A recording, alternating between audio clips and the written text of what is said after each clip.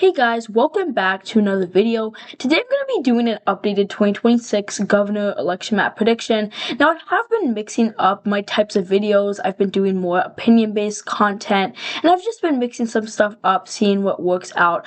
But anyways, with that said, let's get into it. Let's start off with the safe Democrat states. We have California, Colorado, Vermont, Massachusetts, Rhode Island, Connecticut, Illinois, and Hawaii and Maryland, putting the Democrats' safe states at 9. And then let's go to the Republican safe states. We have Idaho, Wyoming, South Dakota, Nebraska, Kansas, Oklahoma, Texas, Arkansas, Iowa, Tennessee, Alabama, Florida, South Carolina. Oh, and Vermont is actually a safe Republican state. I forgot that there's a Republican governor. And that's going to put the safe states at 14 for the Republicans. Before we go any further, if you have not by now, please subscribe. It really helps the channel. I would appreciate very much. But with that said, let's get back to the video. Now let's go to the likely states for the Democrats. The first one I have is the state of New Mexico. New Mexico has become more competitive. It voted for Michelle Lujan Grisham by only about 6.5 points or so in the last governor election. If you look at the presidential election, we see it only went for Harris by 6 points. I'm not sure who the candidates will be in New Mexico. I would have to check that out further. But for right now, I'm going to put it into the likely column. I don't see it changing that much. Another state I'm going to put in the likely column is the state of Oregon. Now, looking at Oregon was actually pretty close last election because Betsy Johnson was on the ballot. Took away about 8 points. I'm sure some of them could have come from Republicans, but most of them were from Democrats. Tina Kotek won by 3.5 points. Now, we don't know if there's going to be an independent on the ballot, so that is the X factor right now. So that's why I'm being a little more cautious and putting in the likely margin. And then another likely margin that I have is the state of Maine. Now, Janet Mills, who is the governor of Maine, is term limited. And if Janet Mills was able to run again, I would probably put it in the safe margin, considering she won by a pretty big margin last time. I think around 12 points or 15. So I'm going to put that in the likely margin for right now. And then we also have Minnesota. Tim Walz might run again. He's a pretty popular governor in Minnesota, maybe not the rest of the country, but he's pretty popular, and Minnesota's a pretty left-leaning state. So I'm going to put that in the likely column. Now let's go to the Republicans' likely states. The first one I have is the state of Alaska. Now Mike Dunleavy is also term limited, like Janet Mills is in Maine. He won by 25 points or 26 points, and that's because he didn't have to go to the second round of ranked choice voting. It's a really weird system where you rank your preferences on a ballot. Only a few states have it. Alaska is one of those states. But now, since Mike Dunleavy is no longer going to be the incumbent, not have the incumbent advantage, I do believe Alaska will be closer. If you actually look at Alaska, over the past few cycles, it has become more democratic. Look at 2008, it voted for McCain by 21 points, and then in 2020, it only voted for Trump by 10 points. And yeah, it did get more Republican, 13 points by a little in 2024, but still, Alaska did trend left relative to the national environment. And so for that reason, I'm going to put it in the likely margin. Another likely margin that I have is the state of Ohio. And the reason why I have it as a likely margin is because it looks like Vivek Ramaswamy will be the candidate to run in Ohio. And Vivek Ramaswamy is definitely more hardline and not very moderate. I don't think he's like the current governor, Mike DeWine, who can really appeal to moderate voters and maybe even to Democrats. We see that he won by 25 points. But Vivek Ramaswamy is hard MAGA and more right-wing than Mike DeWine is. Mike DeWine is definitely a lot more centrist. And so for that reason, I'm going to put Ohio in the likely margin. And then another likely margin that I have is the state of New Hampshire. Now, New Hampshire voted to replace Chris Sununu because he decided not to run for another term, and they decided to elect Kelly Ayotte by almost 9.5 points. And New Hampshire has been a state that on the federal level, it will vote for Democrats and also on the congressional level. But on the statewide level, if you put up a moderate Republican, they'll vote for them. And Kelly Ayotte, I do believe she'll probably become more popular, kind of like how Chris Sununu was. I don't think she's too hardline or like really Republican. So I'm going to put that in the likely margin for right now. And then I have one last likely margin. That's the state of Nevada. Now, Joe Lombardo is the incumbent in Nevada, and he is very, very popular. He has a very high approval rating, especially like in a state like Nevada that's a swing state and usually very polarized. It's impressive that you're gonna have that high of an approval rating. And so because he's very popular and I don't see Democrats running the best candidate in Nevada, I'm gonna put this in the likely margin. So that's going to end off the likely margins for the Republicans. Now let's go to the likely margins for the Democrats. The first one that I have, and I think actually the only one that I have, is Pennsylvania.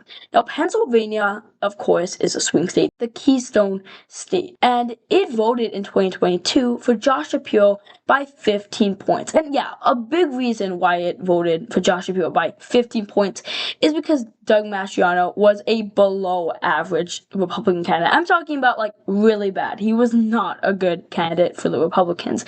Josh Shapiro did well all over the state. In Bucks County, which is usually a swing county, he won it by 20 points. Like, we're talking like a big blowout. Especially when you think that Pennsylvania is a swing state and actually voted for Trump by about one, I think a little more than 1 point.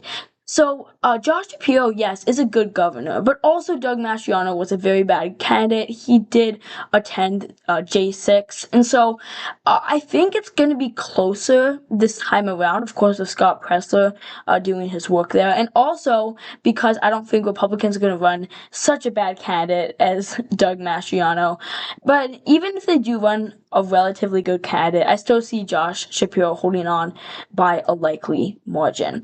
So that ends off our likely margins for the Democrats. Now let's go to the lean margins for the Democrats. The first lean margin I have is the state of New York. Now, New York ancestrally has been very Democratic. In fact, it's voted for Democrats, I think, ever since like 1884 or something, when Ronald Reagan had that big landslide. If you look at the 2024 margin, it voted for Harris by 12 points, but that's actually a large downgrade for Democrats, considering that Biden won the state by 23 points. So yeah, New York has become more competitive, and that's one reason why I have it in the lean margin. Another reason why I have it as a lean margin is Kathy Hochul is running. Now, for those who don't know who Kathy Hochul is, she's the governor of New York, but she's very, very unpopular. Like, she hardly has an approval rating, even though the state is so Democratic. And so because Kathy Hochul is very unpopular, I'm going to put this in the lean margin. Another lean margin I have is the state of Wisconsin. Now, I don't know if Tony Evers is going to run again, I think for a third term. Now, that is the X factor, but also Wisconsin has become more of a liberal state. It did vote for Trump, but by a very narrow margin, 0.86%.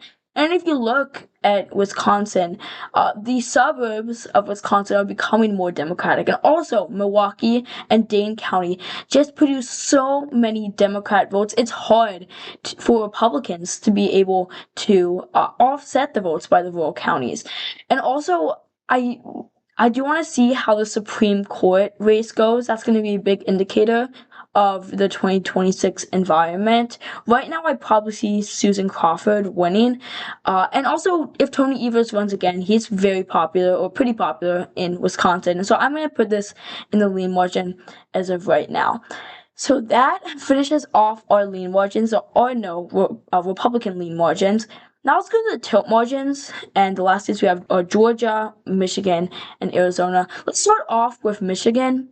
Now, Michigan is a more strange race. It looks like it's going to be a freeway race between Jocelyn Benson, who I think holds some statewide elected office. I forgot what she holds.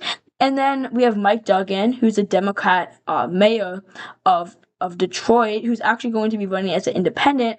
And then we have either like John James or someone. We don't know who's going to run on the Republican side. Now, yeah, the reason why it's going to be more competitive than I would say usual is because Mike Duggan. And Mike Duggan might take some votes away from Jocelyn Benson. Michigan, if you look at the past elections, it's been pretty Democratic. Voted for Gretchen Whitmer by 10.6%. So it's a pretty Democrat state when it comes to governor elections. Of course, Gretchen Whitmer is also very popular. That definitely had to do something with it. But I do think the Democrats are probably going to narrowly hold this on just because it's going to be a midterm election when Trump is in office, and midterm environments are a lot more college educated, suburban voters, and Republicans have become the party of the low propensity voters. And so for that reason, I'm going to put it in the tilt margin. And then I'm going to give Georgia as a tilt margin as of right now. I could see Democrats picking it up. It depends on who the Republicans run. Of course, Brian Kemp was very popular. He won the state by 8 points. But it really depends on who the Republicans pick. Now, if they pick someone like Brad Raffensperger, I think they could win it. But if they decide to pick someone like Herschel Walker, I would see that as an easy Democrat pickup. For right now, I'll put it in the tilt Republican column. And the last state that I have is the state of Arizona. I actually do have this in the tilt Republican column. Now, there's two frontrunners to be the Republican nominee in Arizona. We have Karen Taylor Robinson, Robson, however you say your last name, and then Andy Biggs. Andy Biggs is a congressman from Arizona who's definitely more hardline, and then Karen Taylor Robinson is seen as a more moderate candidate. And I think she would definitely be able to appeal more to the McCain Republicans. So for right now, I'll put it in the tilt margin. I don't know which one would actually be better. Andy Biggs would definitely appeal to the Trump base, but then Karen Taylor Robinson might appeal to independents, but not appeal to the Trump base. So I'll have to see how things play out. For right now, I'm going to put it in the tilt Republican column. So this is my updated prediction. Republicans win 20 seats, Democrats 16. The two flips being Arizona and Kansas, which is crazy that Kansas has a Democrat governor. And that would be a mildly good pickup for Republicans in this kind of environment. So I hope you guys enjoyed this video. If you did, make sure to smash the like button down below and subscribe. Shout out to our channel member, Diana Barbie. If you'd like to become a member, you can hit the join button near my channel logo. And as always, thank you guys so much for watching, and I'll see you guys in the next one.